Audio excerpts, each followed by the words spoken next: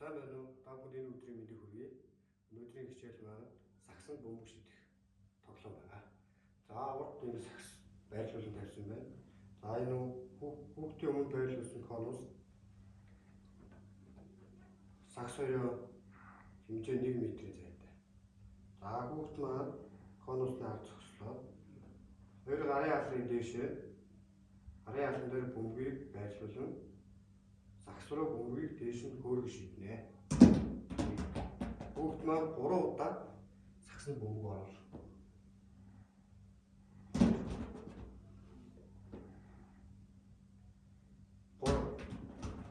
За дараагийн алхам маань хүүхд маань 5 удаа бөмбөгөө шидэж оруулах.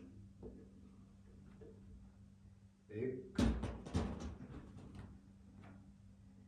2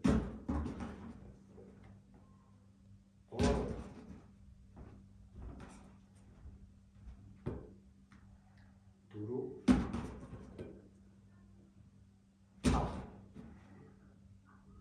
За ингээд 5 удаа бөмбөг оруулсан байна. Та бүхэн эцэгчүүд та бүхэн хүүхдээ гамт ингээд аль хэн нь олон бөмбөг сагс руугаа оруулсан байна.